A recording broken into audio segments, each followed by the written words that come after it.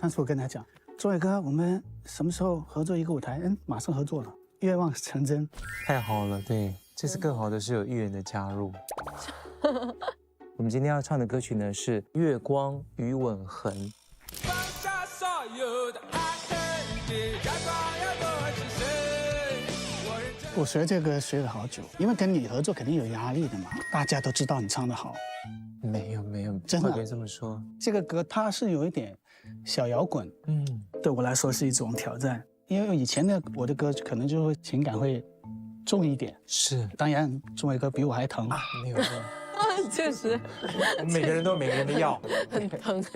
我听了你们俩的平时的演绎方式嘛，都不一样，所以我们3个合作该怎么唱才好听一点呢？我需要故事哎，因为我在带入的时候，我自己就有想过《冰与火之歌》哦，玉媛给我的感觉就很像冰，很冷艳，很有距离感。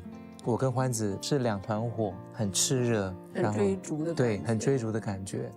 我把欢子当成是一个我们彼此在抢一个人的兄弟这样子。我觉得一首歌如果给我足够的想象，我就会很有信心捏出他的样子啦。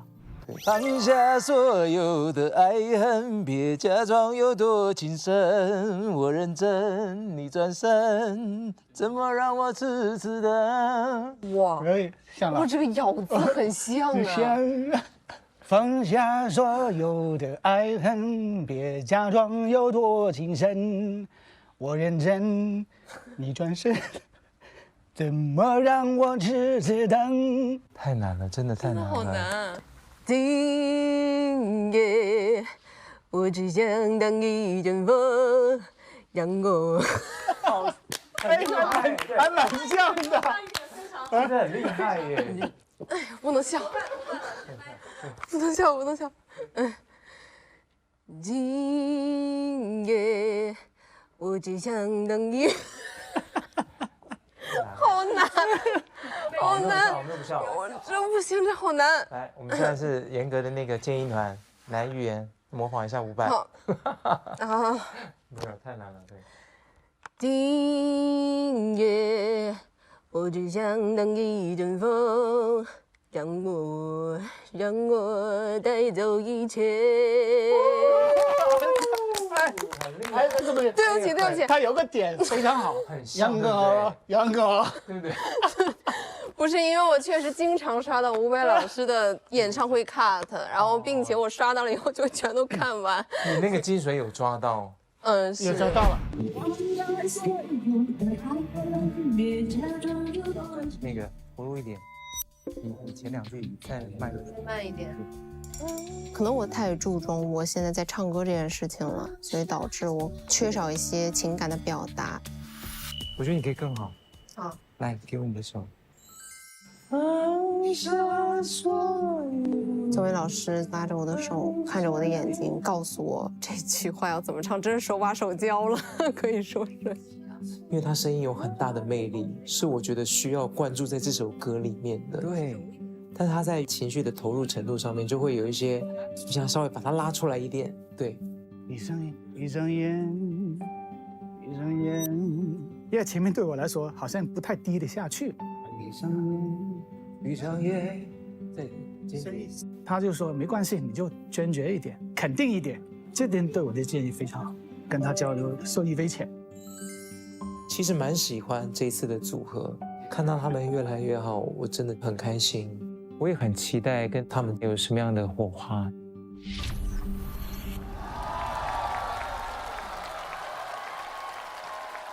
放下所有的爱恨，别假装有多情深，别叫我等，我流着泪到清晨。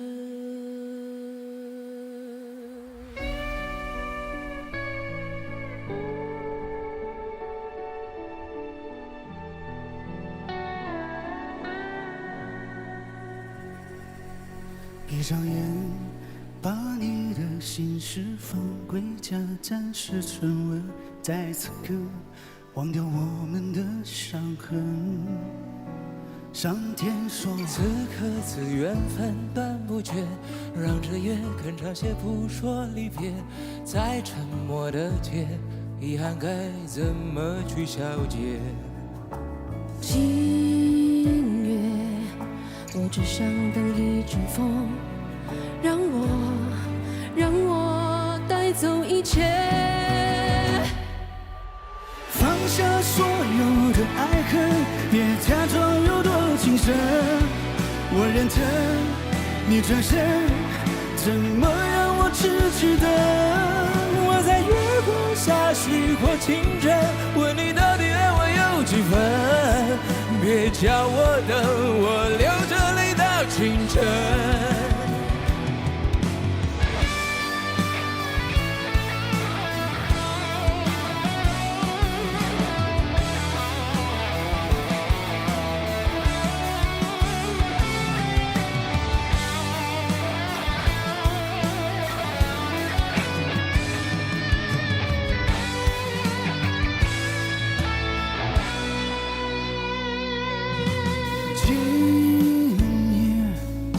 我只想当一阵风，让我带走一切。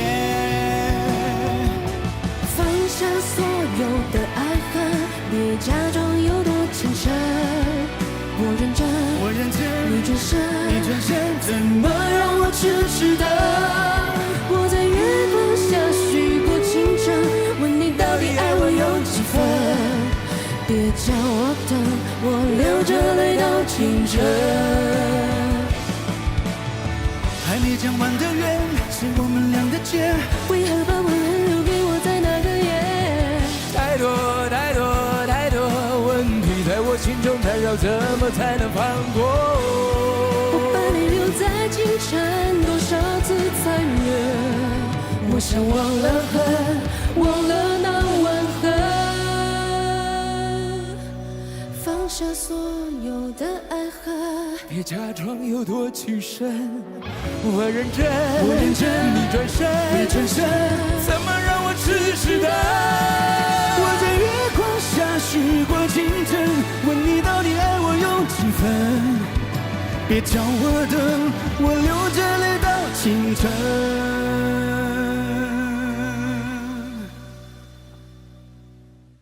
我在月光下许过情真，问你到底爱我有几分？别叫我等，我流着泪到清晨。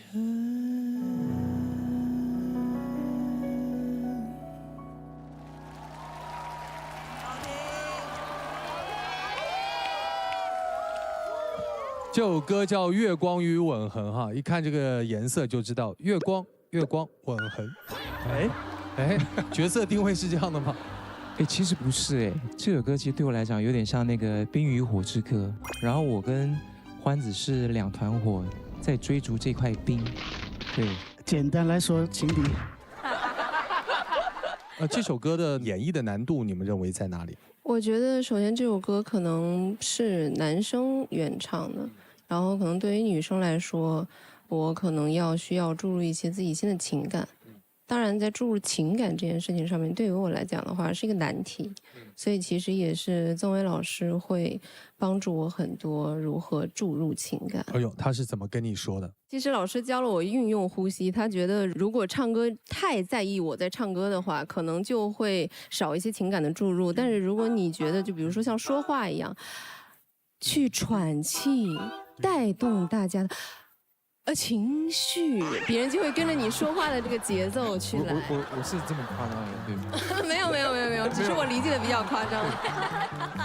我们也来听听各位音乐合伙人的建议。即刻，宗伟哥好喜欢哦！哎，你讲话都这样子。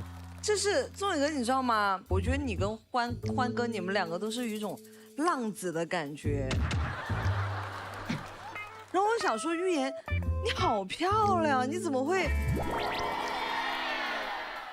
我说实话，呀，就是预言你唱什么我根本没听见，我沉迷，我一直沉迷，就是那种很冰冰冷冷，然后又不做作，就在那儿轻轻松松一站，而且他那种目中无人，我好喜欢。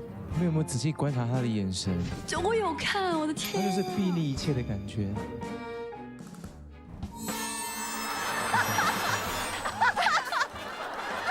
没有，我可以解释一下，因为是这样，昨天其实宗纬老师有那个跟我说你不要把我当做一个前辈去尊敬，我们到时候上台就是要进入角色，然后我也跟宗纬老师说了，我说放心吧，老师明天就不是我了，你千万不要给感受到我不尊敬你哦。喜欢，谢谢。喜欢浪子和美女的故事。我非常喜欢这个三位老师的舞台，而且我特别喜欢这首歌，您三位老师编排的方式跟层次。一开始预言老师先是一个清唱的 intro 进来之后，然后欢哥是一个非常有质感的声音来拖住，然后最后宗纬老师是又有故事感又有爆发力的这么一个声线进来。我觉得每一层都是一个不同的情绪，从 emo 到痛苦，再到最后的释然。我觉得这是一个完美契合了原本这首歌他想带给我们的这种故事线，所以我觉得大受震撼。谢谢各位老师，谢谢。好，想问一下预言哦，一个是追求浪漫感觉的人，而另外一种类型呢是追求踏实、安全感的男人，你会怎么选？两个都不选。我就是要让别人抓不到。对不起啊，老师，我还在角色里。没事啊，没关系。因为我还没下这个舞台，等下这个舞台我就选。突然发现他好疯哦，我好喜欢，最喜欢这种了。又看了一个3人舞台。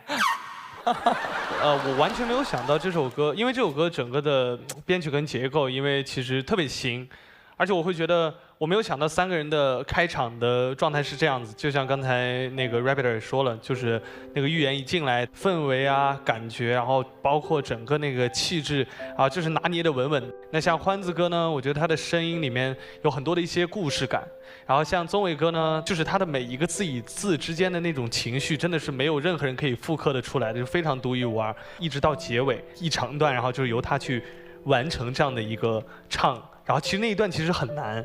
因为其实他需要一个很长一段时间的这个留白，然后让宗纬哥去把这首歌短短的画上一个这样的一个句号。他们3个人给到的这个舞台，说实话确实是充满惊喜，然后特别喜欢。